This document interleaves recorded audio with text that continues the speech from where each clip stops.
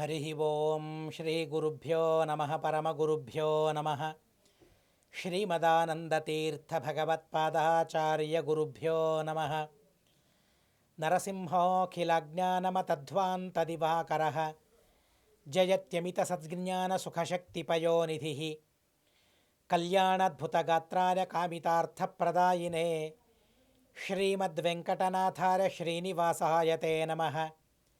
వ్యాసార్య భవనాశార్య శ్రీశార్య గుణరాశరే హృద్యార్య శుద్ధ విద్యార్య మధ్వార్య చ నమో నమః.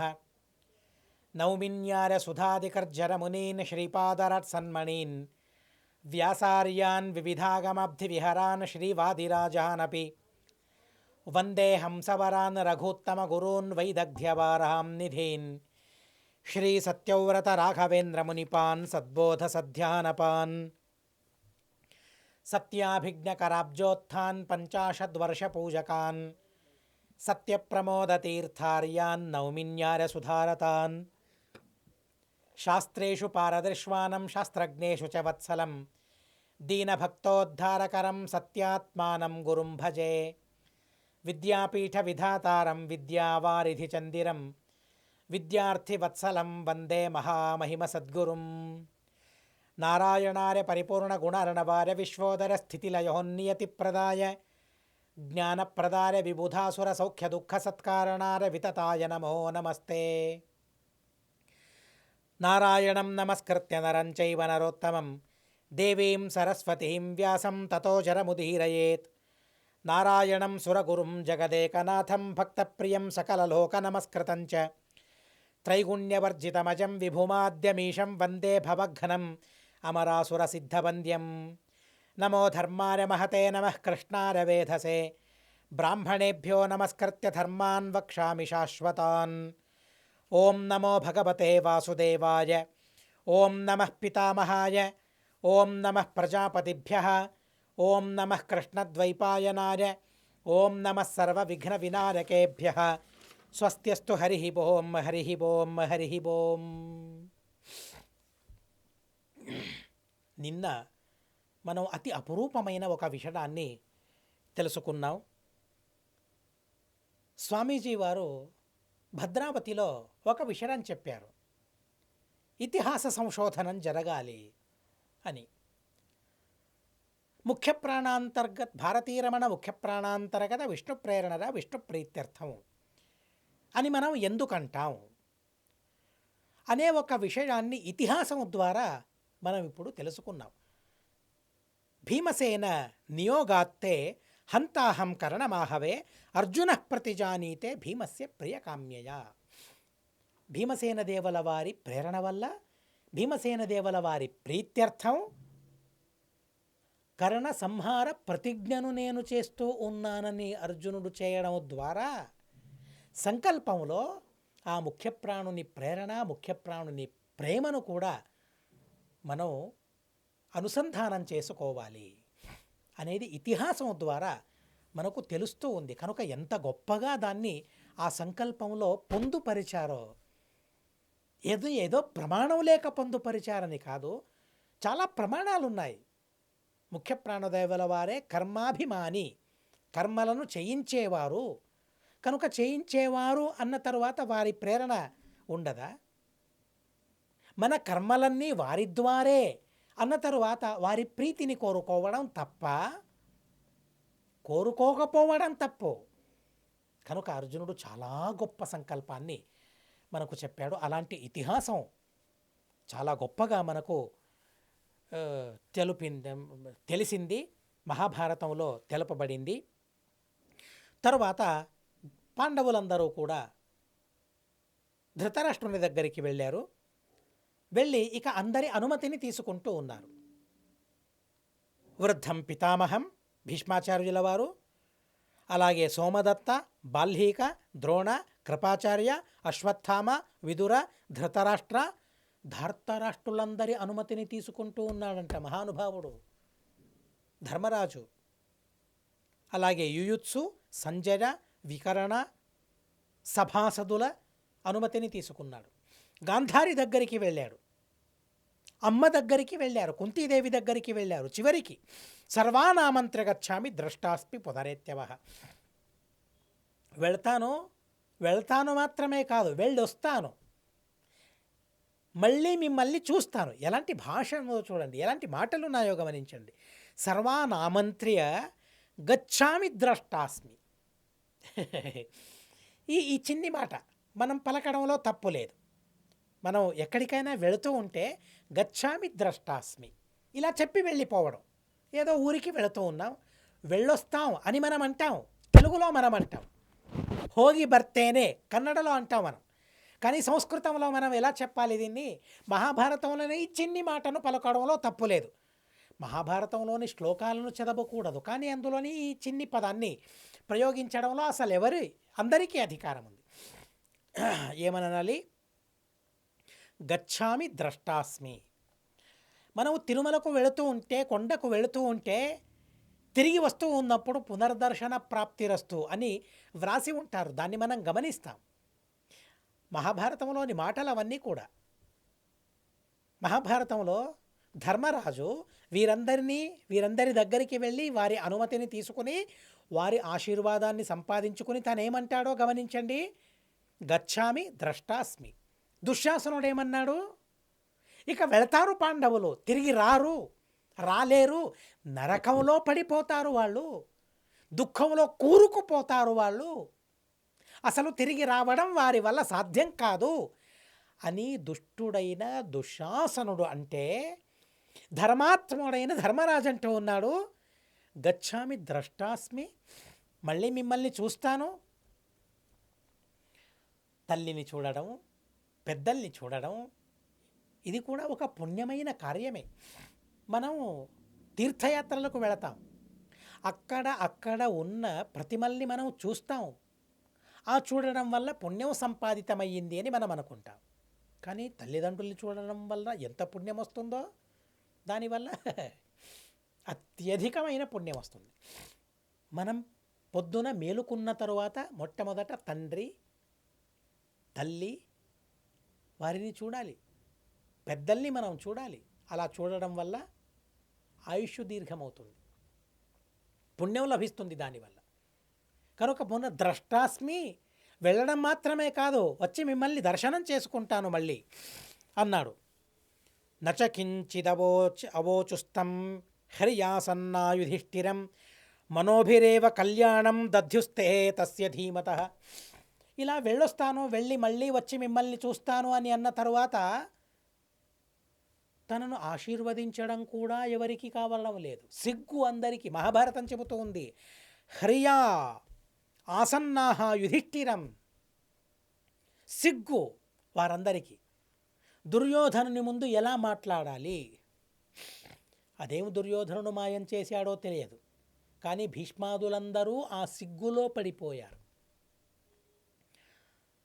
ఆశీర్వదించలేకపోతూ ఉన్నారు మాటలతో, కానీ మనసుతో మాత్రం మనోభిరేవ కళ్యాణం దధ్యుస్తే తస్య ధీమతః. ధర్మరాజు తనకు మంచి కలగాలి, కళ్యాణం కలగాలని మనసుతో కోరుకుంటూ ఉన్నారు. అది చాలదా? మనకు వినపడదే తప్ప, కానీ మనసుతో ఆశీర్వదించడం ఇది చాలా గొప్పది. ఇది మనఃపూర్వకంగా ఆశీర్వదించడం. మాటలు ఉండాలి. ఆ మాటలను వింటే మాలో ఒక శక్తి అభివృద్ధమవుతుంది, శక్తి పెరుగుతుంది. ఎవరైనా పెద్దలు దీర్ఘాయుష్మాన్ భవ అంటే దానివల్ల ఒక శక్తి కలగాలి, మాలో శక్తి సంచరించాలి. కానీ ఎవరికి అలా అనిపిస్తుంది ఆశీర్వదించడం వల్ల? ఆశీర్వాదాన్ని కూడా ఆస్వాదించగలగాలి. నేర్చుకోవాల్సిన విషయాలు ఎన్నున్నాయో చూడండి. ఏమొస్తుంది అసలు మాకు? ఏదో ఎంఏ చేశాను, పిహెచ్డి చేశాను, ఇంజనీరింగ్ చేశాను, డాక్టర్ చేశాను. అవును, నిజమే, చేసింది నిజమే, గొప్పదే, కాదనడం లేదు. ఆస్వాదించడం మా వల్ల సాధ్యమవుతూ ఉందా? నమస్కారం చేస్తాం, దాన్ని ఆస్వాదిస్తూ ఉన్నామా? ఆశీర్వాదాన్ని పొందాము, ఆస్వాదిస్తూ ఉన్నామా? తిరుమల వెంకటేశ్వర స్వామిని సందర్శించుకున్నాం, ఆస్వాదిస్తూ ఉన్నామా? అసలు ఆస్వాదించడమే మన వల్ల కావడం లేదు, దాన్ని నేర్చుకోవాలి. ఆస్వాదించడాన్ని మొట్టమొదట మనం నేర్చుకోవాలి. పాండవులకు అది ఉంది. మనసా ఆశీర్వదిస్తే ఏదో లోపల శక్తి సంచారం కలిగినట్లయింది పాండవులకు. అది ఆశీర్వాదం యొక్క ప్రభావం. అది మనోభిరేవ కళ్యాణం దధ్యుస్తే తస్య ధీమతః. ఎందుకని ఆశీర్వదించారు? మనఃపూర్వకంగా, మనసుతో, మాటలతో ఆశీర్వదించలేకపోయారు. దుర్యోధనుని బిడియం, దుర్యోధనుని సంకోచం ఉన్నందువల్ల మాటలతో ఆశీర్వదించలేకపోయారు. కానీ ధర్మరాజు, పాండవులు ధీమంతులు కాబట్టి మనసులతో ఆశీర్వదించగలిగారు వారందరూ కూడా. చాలా గొప్ప విషయం ఇది, మహాభారతంలోని విషయం. అడుగడుగునా ఇలాంటి విషయాలు ఉన్నాయండి మహాభారతంలో. తస్య ధీమతః. కనుక మనం పెద్దల ఆశీర్వాదాన్ని పొందాలంటే, మాకు మంచి కలగాలి, కళ్యాణం కలగాలని పెద్దలు మమ్మల్ని ఆశీర్వదించాలంటే మాలో ఏముండాలి? బుద్ధి ఉండాలండి. బుద్ధివంతులమవ్వాలి మనం. పాండవులు బుద్ధివంతులు, ధీమంతులు పాండవులు. ధీమంతులకే ధీమంతుల ఆశీర్వాదం దక్కుతుంది. ఇదొక సామెత అనుకోండి, మహాభారతం చెప్పిన సామెత. నేను తెలుగులో చెప్పానంతే. కానీ మహాభారతంలో మనోభిరేవ కళ్యాణం దధ్యుస్తే తస్య ధీమతః. ధీమంతుల మనఃపూర్వకమైన ఆశీర్వాదం ధీమంతులకే దక్కుతుంది. ఇది ఒక సుభాషితం అనుకోండి, ప్రచారం చేయండి. అలా వారందరూ ఆశీర్వదించిన తరువాత విదురుడన్నాడు, ఆర్య పృథ రాజపుత్రి నారణ్యం గంతుమర్హతి. నాన్న ధర్మరాజా, మీరు వెళుతూ ఉన్నారు అరణ్యానికి, సరే, కానీ కుంతిని కూడా తీసుకుని వెళతారా? సర్వథా అలా ఆలోచించకండి. తను వృద్ధురాలు, నడవడం తన వల్ల కాదు. అరణ్యంలో సుకుమారంగా తను పెరిగింది, అల్లారు ముద్దుగా రాజ్యంలో తను పెరిగింది. దుఃఖం యొక్క పరిచయం తనకు లేదు, ఎల్లప్పుడూ సుఖంగానే తనుంది. ఏదో అప్పుడు సందర్భంలో తను పాండురాజుతో వనానికి, అరణ్యానికి వెళ్ళిందే తప్ప తను రాజ్యంలోనే పెరిగింది. కనుక తనని ఇక్కడే వదిలిపెట్టి వెళ్ళండి, ఎలా ఉంటుంది? చింతించనవసరం లేదు, నా ఇంటికి తీసుకొని వెళతాను, గౌరవంగా తనను చూసుకుంటాను. అన్నయ్య భార్య పైన విదురునికి ఎంత గౌరవమో చూడండి. అసలు లేనిపోని ఆపదలను ఎందుకు తెచ్చుకోవడం అని మనం అనుకుంటూ ఉంటాం. ఎవరైనా ఒకరోజు ఇంటికి వస్తారంటే ఇదేంటి కొత్తగా ఆపదపై వచ్చి పడింది అని మనం అనుకుంటాం. కానీ 13 సంవత్సరాల వరకు ఆ కుంతీదేవి యొక్క బాధ్యతను నేను చూసుకుంటాను, తనను నేను గౌరవిస్తాను, తల్లిలా గౌరవించుకుంటాననే ఎంత అద్భుతమైన తన స్వభావాన్ని, తన వ్యక్తిత్వాన్ని విదురుడు చాటి చెప్పుకుంటూ ఉన్నాడో చూడండి. ఏదో మాటలాడడం వరకు మాత్రమే కాదు, ఆచరించి తను చూపించడానికి సిద్ధమయ్యాడు. నా ఇంట్లో తను ఉంటుంది, సుఖంగా ఉంటుంది, మీరు సుఖంగా వెళ్ళి రమ్మన్నాడు దుర్యోధనుడు. తల్లిని గురించి చింతించనవసరం లేదు, కుంతీదేవిని గురించి చింతించిన అవసరం లేదు అన్నారు. పాండవులందరూ చెప్పారు, అవును, మేము కూడా అదే ఆలోచనలో ఉన్నాం, ఎలా తల్లిని తీసుకుని వెళ్ళడం అని. మీరు చిన్నాన్న మాత్రమే కాదు మాకు, మీరు మాకు నాన్న ఇప్పుడు అన్నారు. త్వం పితృవ్య పితృసమః వయంచ త్వత్పరాయణాః. చిన్నాన్న మీరు, పితృసమః, కనుక మీరు చెప్పిన మాటల్ని మేము వింటాం. వినాల్సిన మరేమైనా మాటలుంటే మాకు చెప్పండి, హితవు చెప్పండి అని వారు అన్నారు, పాండవులందరూ అన్నారు. విదురుడు హితవు పలిగాడు. నాధర్మేణ జితః కశ్చిద్ వ్యథతే వై పరాజరే త్వం వై ధర్మం విజానీషే యుద్ధే జేతా ధనంజయ. ఓడిపోయామని బాధలో కూరుకుపోకండి. ఓడిపోయామనే బాధ మీకు తగదు, అలా బాధించడం తగదు అన్నాడు. ఎందుకంటే అధర్మేణ జితః న కశ్చిద్ వ్యథతే పరాజరే. అధర్మంతో మిమ్మల్ని ఓడించారు, మీరు ధర్మంతో ఓడిపోయారా? లేదే, అధర్మంతో మిమ్మల్ని ఓడించారు. అలాంటి ఓటమి మీకు కలిగిందని దానివల్ల మీకు బాధ కలగకూడదు, వ్యథ దానివల్ల కలగకూడదు.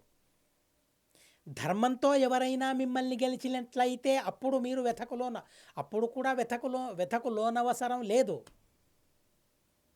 అప్పుడు కూడా వ్యథ అవసరం లేదు. ఎందుకని? ధర్మంతో నన్ను గెలిచారు కాబట్టి. ఇప్పుడు అధర్మంతో గెలిచారు కాబట్టి వ్యథపడనవసరం లేదు. విదురుడు చెబుతూ ఉన్నాడు. నువ్వు ధర్మమేంటో నీకు తెలుసు. యుద్ధం చేసి గెలిచేవాడు ధనంజయుడు. హంతా అరీణాం భీమసేన. ఎలాంటి మాటలు ఉన్నాయి. యుద్ధే జేత ధనంజయ. తను చేసే యుద్ధంలో ధనంజయుడు గెలుస్తాడు, కానీ భీముడు అరీన్ హంత, శత్రువులను సంహరిస్తాడు భీముడు. ఆ అర్జున భీమ వారి విదురుడు చెప్పాడో వారిరువురి సామర్థ్యం ఎలాంటిదో విదురుని మాటల్లో వినాలంటే యుద్ధే జేత ధనంజయ అరీన్ హంత భీమసేన, అరీణాం హంత భీమసేన అన్నారు. నకుల మీకు అనుకూలంగానే ఉంటారు, ధర్మార్థ కుశలులు మీరందరూ కూడా. అలాగే ద్రౌపదీదేవి ధర్మార్థ కుశలాచైవ ద్రౌపదీ ధర్మచారిణి పరైరభేద్యా సంతుష్టా కోవో న స్పృహయేది. ఎటు వెళ్ళినా మీకు ఆనందమే. ఏ రాజ్యానికి మీరు వెళ్ళినా, ఏ చోటికి, ఏ ప్రదేశానికి మీరు వెళ్ళినా మిమ్మల్ని కోరుకునేవారే తప్ప మిమ్మల్ని తిరస్కరించేవారు లేరు. అదేంటి ఇప్పుడు ఇక్కడ హస్తినావతిలో పాండవుల్ని తిరస్కరిస్తూ ఉన్నారే కౌరవులందరూ కూడా, మీ గురించి వారికి తెలియదు. పరైరభేద్యా సంతుష్టా. మీలో చిచ్చు పెట్టడం ఎవరి వల్ల సాధ్యం కాదు, మీలో విభేదాన్ని కల్పించడం ఎవరి వల్ల సాధ్యం కాదు. అసలు ఎలాంటి అన్నదమ్ములంటే పాండవులు, వారి అనుబంధం ఎలాంటిదంటే దుర్యోధనునికి కూడా వారిలో చిచ్చు పెట్టడం సాధ్యం కాలేదు. అలాంటప్పుడు ఇక ఎవరు ఆ అన్నదమ్ముల మధ్యలోని అనుబంధాన్ని సంహరించడానికి సమర్థులు కాగలరు? ఎవరికీ సాధ్యం కాదన్నారు. ఎందరి ఉపదేశాన్ని నువ్వు పొందావు? మేరు సావరణి, వేదవ్యాస, పరశురామ, రుద్రదేవుల వారు, ఇలా ఎందరెందరో ఋషులు, మునులు, నారద, ధౌమ్య, వీరందరూ నీకు ఎన్ని ధర్మ సంహితలను బోధించారు, ఉపదేశించారు. అలాంటి ధర్మ సంహిత వల్ల ఉపదేశాన్ని పొందిన వాడివి నువ్వు. కృతార్థం స్వస్తిమంతం త్వాం ద్రక్షామ పునరాగతం నహి వో వృజినం కించిద్ వేద కశ్చిత్ పురాకృతం. విదురుడన్నాడు. ధర్మరాజేమన్నాడు? గచ్ఛామి ద్రష్టుమిచ్ఛామి అన్నాడు. గచ్ఛామి ద్రష్టాస్మి అని అన్నాడు. విదురుడేమంటూ ఉన్నాడు చూడండి. విదురుని మాట కూడా చూడండి. ధర్మరాజు మాట్లాడినట్లే తను కూడా మాట్లాడుతూ ఉన్నాడు. కృతార్థం స్వస్తిమంతం త్వాం ద్రక్షామ పునరాగతం. మేం కూడా మిమ్మల్ని చూస్తాం. మిమ్మల్ని ఎలాంటి పాండవుల్ని చూస్తామంటే స్వస్తిమంతం, కళ్యాణం కలిగిన, శుభం కలిగిన మిమ్మల్ని మేం కూడా చూస్తామని విదురుడు అన్నాడు. మీరు పాపం చేశారా? కించిత్తూ పాపం మీలో లేదు అన్నాడు.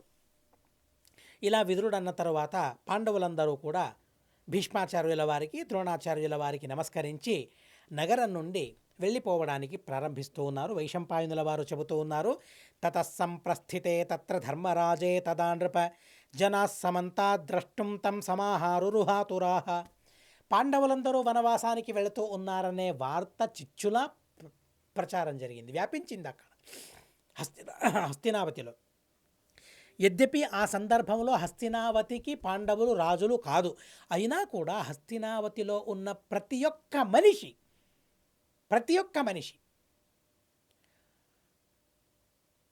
వృద్ధులు, యువకులు, స్త్రీలు, పురుషులు, అర్భకులు అనే తేడా లేకుండా, భేదం లేకుండా ప్రతి ఒక్కరూ పాండవుల్ని చూడాలనుకున్నారు.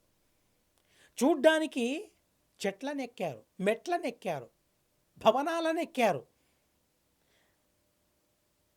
ఎక్కడుంటే పాండవుల్ని చూడగలమో ఆ ప్రదేశాన్నంతా వ్యాపించారు హస్తినావతిలోని ప్రజలందరూ కూడా. అసలు మార్గం నిండా ప్రజలు కనిపిస్తూ ఉన్నారు. చూడండి, పాండవుల బలమేంటో గమనించండి. ఎవరికి ఇష్టం లేదు పాండవులు వనవాసానికి వెళ్ళడం. దుర్యోధనుని రాజ్యం ఎవరికీ ఆనందం ఇవ్వడం లేదు. ఆ రాజ్యం వలన ఎవరికీ సంతోషం కలగడం లేదు. పాండవులు కొన్ని రోజులు ఉన్నారు, చాలా సంతోషం కలిగింది. పాండవులు వెళుతూ ఉన్నారంటే ప్రాణాలే వెళుతూ ఉన్నట్లు అనిపించింది. పంచ పాండవులు కదా, ప్రాణాలు కూడా పంచ కదా, 5 కదా. 5 పాండవులు వెళుతూ ఉంటే 5 ప్రాణాలు వెళుతూ ఉన్నట్లు అనిపించింది. ఆ రాజ్యంలోని ప్రజలందరూ కూడా వెంబడించారు. పదాతిం వర్జితఛత్రం చేలభూషణ వర్జితం వల్కలాజిన సంవీతం పార్థం దృష్ట్వా జనస్తదా. కాళ్ళల్లో చెప్పులు లేవు, ఛత్రం లేదు, వస్త్రం ధరించలేదు, ఏదో చర్మం కట్టుకున్నారు. వారందరూ కూడా, అక్కడ ఉన్న ప్రజలందరూ కూడా మాట్లాడుకోవడం ప్రారంభించారట. భీమార్జునం వారయిత్వా నికృత్య బద్ధకర్ముకౌ. యద్యపి భీమ అర్జున కౌరవుల్ని సంహరించడానికి ముందుకు వెళ్ళారు. ఆ సందర్భంలో ధర్మరాజు నిలవరించాడు. కుంతీదేవికి చాలా కష్టం కలిగింది, చాలా దుఃఖం కలిగింది. మహాభారతం అంటుంది, నిర్గుణస్యాపి పుత్రస్య కథం స్యాత్ దుఃఖ దర్శనం కిం పునర్యస్య లోకోరం జితో వృత్తేన కేవలం. పాండవుల గొప్పతనం ఎలా చెబుతోందంటే మహాభారతం అబ్బబ్బా అనిపిస్తుంది. అసలు ఏ గుణమూ లేని కొడుకుకు దుఃఖం కలిగితే తల్లిదండ్రులు తట్టుకోలేరు.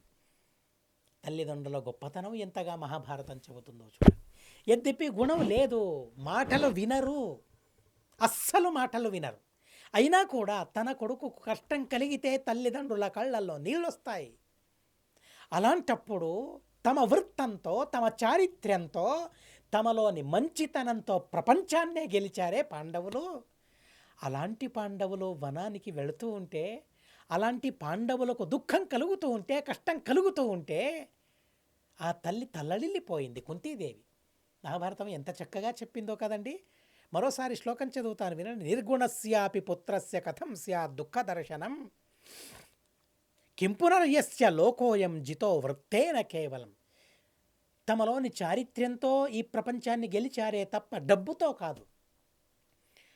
మళ్ళీ మా స్వామీజీ వారే గుర్తుకొస్తారు. ఎలా గెలిచారండి మమ్మల్ని? ఎందుకని వారంతే అంత పిచ్చి మాకు? ఎందుకు? వారి వృత్తంతో, వారి చారిత్ర్యంతో మా మనసునందల్ని గెలిచారు. మహాస్వామీజీ వారు, పరమపూజ్యులైన సత్యాత్మతీర్థ శ్రీపాదుల వారు, వారి ప్రవచనాలతో, ఇవన్నీ సద్వృత్తాలు, సద్వృత్తి, ఇవన్నీ కూడా మంచి నడక, ఇవన్నీ కూడా. అలాంటి చారిత్ర్యంతో అందరి మనసును గెలిచిన మహాస్వామీజీ వారిని మనం చూస్తాం కదా. పాండవులు అలాగే ఉన్నారు, పాండవుల్లాగే వీరున్నారు అని మనం ఇలా అనుకోవాలి. గచ్చంతమను గచ్చామహ ఏన గచ్చతి పాండవ. సరే, పాండవులు వెళుతూ ఉన్నారా, మనం కూడా వెంబడిద్దాం. పాండవులు ఎక్కడుంటారో అక్కడే హస్తినావతి అన్నారు. ఈ ప్రజలంతా పాండవుల వెంటే ఓటు వేశారు పాండవులకు. ఎక్కడో ఓటు వేయడం కాదు, వారిని వెంబడించడం ద్వారా ఓట్లు వేశారు. హస్తినావతిలో మిగిలేవారు ఒక్కడ కూడా లేరక్కడ, 9 తప్ప. కౌరవులు 9 ఉండాలి. అలాగే గాంధారి మరియు ధృతరాష్ట్ర ఏదో వారి వైపు ఉన్నాడు కాబట్టి భీష్మ, ద్రోణ, అశ్వత్థామ ఇందరే ఇక రాజ్యంలో అందరూ పాండవులను వెంబడించడానికి సిద్ధమయ్యారు. ఏక దుఃఖ సుఖ పార్థమనుయామ సుధార్మికం. ఎందుకు తనను అనుసరించాలి? ఎందుకు తనను వెంబడించాలి? ఎవరిని మనం వెంబడించాలి? సుధార్మికులైన వారిని మనం వెంబడించాలట. అంటే మేము కూడా ధర్మం చేయగలుగుతాం వారిని వెంబడిస్తే. అందుకనే జగన్నాథదాసుల వారు చాలా చక్కగా చెప్పారు. ಪಾತ್ರರ ಸಂಗಡ ಯಾತ್ರೆಯ ಮಾಡಿ ವಿಧಾತೃ ಪಿತನ ಗುಣಸ್ತೋತ್ರಗಳ ಶ್ರೋತ್ರದಿ ಸವಿದು ವಿಚಿತ್ರಾನಂದದಿ ಗಾತ್ರವ ಮರೆದು ಪರತ್ರವನಪ್ಪುದೇ ఫలవిదు బాల్దుదకే. బ్రతికినందుకు ఫలమేంటి అంటే సత్పాత్రులతో యాత్ర చేయాలట. అంటే వారిని వెంబడించి వెళ్ళాలి. ఎక్కడ వెళతారు సత్పాత్రులు? తీర్థయాత్రకు వెళతారు. అలా వారిని వెంబడిస్తే వారు ఊరుకుంటారా? లేదే, హితబోధ చేస్తారు. ఆ హితబోధను విని విని ఆ యాత్ర సార్థకమవుతుంది. సుధార్మికులైన పాండవుల్ని వెంబడిద్దాం. మహా అధార్మికుడైన కౌరవులు ఉన్న చోట ఒక్క క్షణం కూడా మేము ఉండలేము అని తీర్మానించుకున్నారు. ఎవరు చెప్పారు ఆ ప్రజలకు పాండవుల్ని వెంబడించాలని?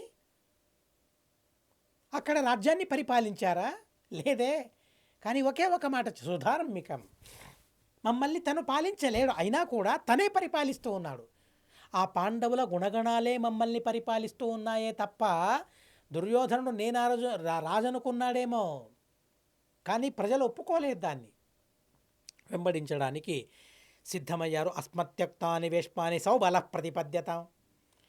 మేము విడిచిపెట్టి వెళతాం కదా మా ఇంట్లో ఎవరో అన్నారేమో, మీరు వెళితే మీకు ఇల్లుండదు, ఎందుకు కావాలి ఆ ఇల్లు, నువ్వే తీసుకోమన్నారు. దుర్యోధనుడే, దుశ్శాసనుడే, కౌరవులే మా ఇళ్లను తీసుకున్నా పర్వాలేదు, పాండవుల్ని మేము వెంబడిస్తామన్నారు. వయం పార్థైర్వనే సమ్యక్ సహ వత్స్యామ నిర్వృతా ఇత్యేవం వివిధా వాచో నానా జన సమీరితా శుశ్రావ పార్థ శ్రుత్వాచ నవిచక్రేస్య మానసం. ఇంతగా ప్రజలు మాట్లాడుతూ ఉన్నా కూడా ధర్మరాజు యొక్క మనసులో ఏ విధమైన వికారం కూడా కలగలేదట. తన నిశ్చరం వనవాసానికి వెళ్ళాలి, సత్యం సత్యనిష్ఠునుడు తను ధర్మరాజు, వెళ్ళడానికి సిద్ధమయ్యాడు, పూనుకున్నాడు. అలా వెళుతూ ఉన్నప్పుడు కృష్ణ ప్రథం ప్రాప్య యశస్వినీం, కుంతీదేవి ద్రౌపదీదేవి దగ్గరికి వచ్చింది. అత్తా కోడళ్ళు వారిరువురి మధ్య మాటలు ఎలా ఉన్నాయో, వారిరువురి మధ్య ఉన్న ప్రేమను మహాభారతం ఎంత చక్కగా ఆవిష్కరించిందో, అద్భుతంగా దాన్ని మనం గమనించాలి. అపృచ్ఛద్ భర్ష దుఃఖార్త యశ్చాన్యాస్తత్ర యోషిత. కుంతీదేవి తన దగ్గరికి వెళ్ళింది, చెబుతూ ఉందట, వత్సే శోకోనకార్య. ఏమని పిలిచింది? కొడలా అందా? లేదే, కూతురా అందట. వత్సే కూతురు అని అర్థం, వత్స అంటే కూతురా అని సంబోధిస్తూ ఉంది. అసలు ఆ మనసుకు, ద్రౌపదీదేవి యొక్క మనసుకు ఎంత ఆనందం అనిపించిందంటే ఆ మాటను విని, వత్సే శోకోనతే కార్య, అమ్మా ఏడుస్తూ ఉన్నావు, అలా ఏడవకంది అని చెప్పింది తను. శోకోనతే కార్య ప్రాప్యేదం వ్యసనం మహత. ఎందుకని? కష్టం వచ్చిన కాలంలో కూడా ఏడవకుండా ఉండడం అంటే ఎలా సాధ్యము అంటే, ఎలాంటి విపత్కరమైన ప్రసంగంలో కూడా మనిషి శోకపడకూడదు. ఎవరు చెబుతున్నారని ఈ మాటను? కృష్ణుడు కాదు, ఈ మాటను చెబుతూ ఉంది కుంతీదేవి. ఎక్కడ చదువుకుంది? ఏ యూనివర్సిటీకి వెళ్ళింది? ఏ శాలకు తను వెళ్ళింది? ఏ కాలేజీకు తను వెళ్ళింది? ఏ పాఠశాలకు తను వెళ్ళింది? ఇంట్లోనే కూర్చునే ఎంత అద్భుతమైన విద్యను వారు నేర్చుకున్నారో అప్పటి స్త్రీలు మనం గమనిస్తే, ఈ అధ్యయనం మాకుందా? సరే, బయటపడ్డాం,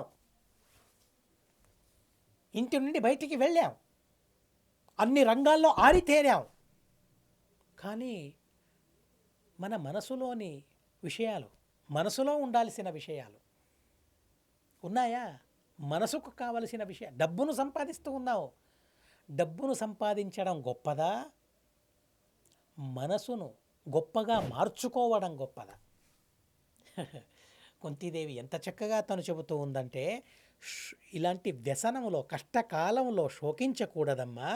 స్త్రీధర్మాణమభిజ్ఞాసి శీలాచారవతి తథా నత్వాం సందేష్టమర్హామి భర్తృను ప్రతి శుచిస్మితే.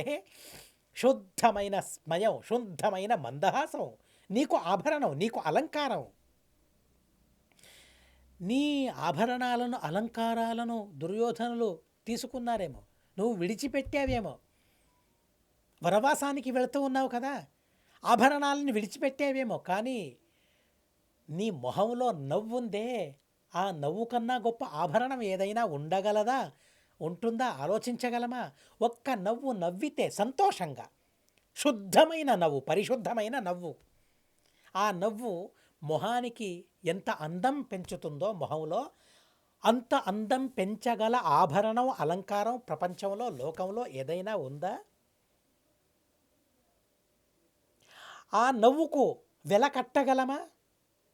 ఏదో 1 గ్రామ్ బంగారం 15,000 20,000 అయ్యుండొచ్చు, కానీ పరిశుద్ధమైన ఒక నవ్వుకు వెల కట్టగలమా?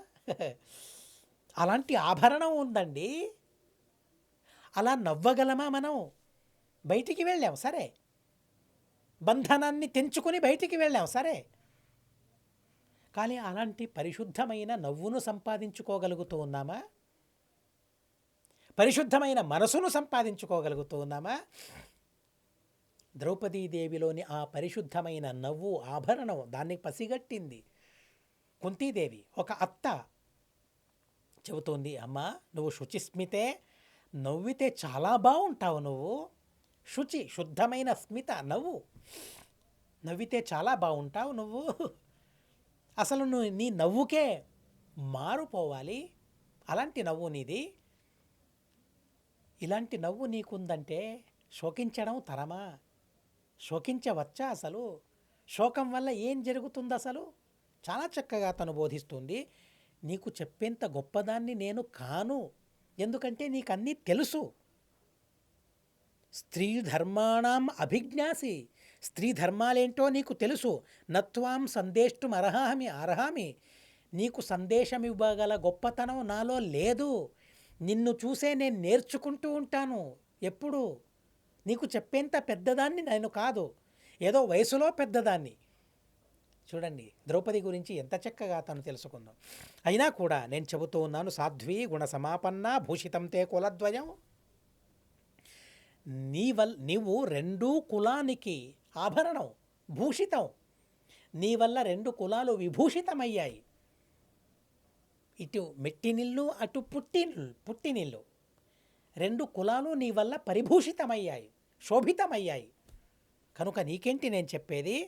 సభాగ్యాకురవశ్చేమే ఏన దగ్ధాస్త్వయానగే.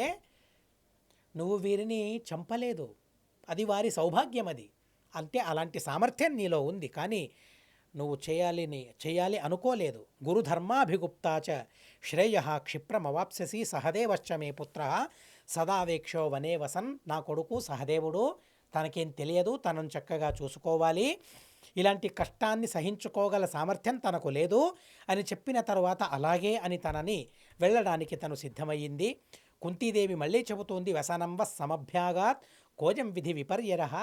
విధిని గురించి తను కూడా ఆలోచిస్తోంది. ఇదేంటి, ఇలాంటి వ్యసనమేంటి పాండవులకు? ఏం తప్పు చేశారని ఇలాంటి వ్యసనం వారికి కలిగింది? ఓసారి మనం విన్నాం, పూర్వజన్మలో పాండవులు మిత్రద్రోహం చేశారు కాబట్టి ఇలాంటి కష్టాన్ని అనుభవిస్తూ ఉన్నారు. అదేంటి మిత్రద్రోహమో స్పష్టంగా మహాభారతం చెప్పలేదు, కానీ మిత్రద్రోహం జరిగింది. వేదవ్యాసదేవుల వారు చెప్పిన మాట ఇది. కానీ భీమసేన దేవుల వారి విషయంలో అది వర్తించదు.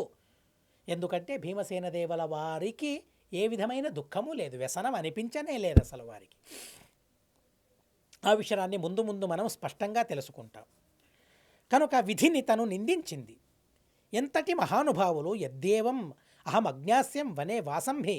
ఓ ధ్రువం, మీకు వనవాసం కలుగుతుందని నాకు ముందే తెలిస్తే అసలు ఆ వనం నుండి, అడవి నుండి ఇక్కడికి వచ్చేదాన్నే కాదని తను ఎంతగానో అనుకుంది. సరే అందరూ వెళ్ళండి, సహదేవ నకుల మీరిద్దరూ ఇక్కడే ఉండండి, నన్ను సంరక్షించాలి కదా, ఎవరు పిల్లలే సంరక్షించాలి కదా, మీరిద్దరే ఉండండి, వనవాసానికి వాళ్ళు వెళతారు అని ఎంతగానో నచ్చచెప్పింది. ఏవం విలపతీం కుంతీం అభివాద్య ప్రణమ్యచ పాండవ విగతానంద వనారేవ ప్రజ. ఇలా చెబుతూ ఉన్నా కూడా పాండవులందరూ కుంతీదేవిని నమస్కరించి అక్కడి నుంచి వనవాసానికి వెళుతూ ఉన్నారు. తరువాత విదురుడు కుంతీదేవిని తన ఇంటికి తీసుకుని వెళ్ళాడు. అక్కడే తను చక్కగా చూసుకుంటాను. గమనం పరికర్షంచ కృష్ణాయ ద్యూతమండలే రురుదు సుస్వరం సర్వ వినంద్యంత్య కురున్ భృషన్. అక్కడ కౌరవుల భార్యలందరూ కూడా ఏడుస్తూ ఉన్నారు. ఎందుకని ఏడుస్తూ ఉన్నారు? అరే వీరేంటో ఆ ద్రౌపదీదేవికి అవమానం చేశారు, వస్త్రాపహారం చేశారు, పాచికలాడి జూదమాడి పాండవుల్ని అడవికి పంపిస్తూ ఉన్నారు. పాండవుల సామర్థ్యమేంటో ఆ స్త్రీలకు తెలుసు కాబట్టి, కౌరవుల భార్యలకు తెలుసు కాబట్టి ఏమవుతుందో కాదు, మేం వితంతువులమవుతాం అనే బాధ వారికి అప్పుడే కలుగుతూ ఉందట. అలా దుఃఖంతో వారందరూ కూడా తమ తమ ఇళ్లకు వెళ్ళిపోయారు. తతో జగామ విదురః ధృతరాష్ట్ర నివేశనం తం పర్యపృచ్ఛత్ సంవిఘ్న ధృతరాష్ట్రో జనాధిప. తరువాత ధృతరాష్ట్రునికి కూడా చాలా బాధ కలుగుతుంది. ఏంటి బాధ? నా కొడుకులకేం కలుగుతుందో అనే బాధ. అలా బాధ కలిగినప్పుడు విదురుని పిలిపించుకున్నాడు. విదుర ధృతరాష్ట్ర వారిరువురి మధ్య సంవాదం జరిగింది. ఆ సంవాదం ఎలాంటిది అనే విషయాన్ని మళ్ళీ మనం రేపు విందామని చెబుతూ అస్మద్గురువంతర్గత తాత్విక దేవతాంతర్గత భారతీరమణ ముఖ్య ప్రాణాంతర్గత శ్రీకృష్ణార్పణమస్తు. అక్షరం కర్మ రస్మిన్ పరేస్వర్పితం ప్రక్షరం యాంతి దుఃఖాని యన్నామతః అక్షరోయో అజర సర్వదేవామృతః కుక్షిగం యస్య విశ్వం సదా అజాదికం ప్రణరామో వాసుదేవం దేవతామండలాఖండమండనం. హరి ఓం హరి ఓం హరి ఓం. అనేన భావయత్పుణ్యం తదాప్నోతు గురుర్మమ.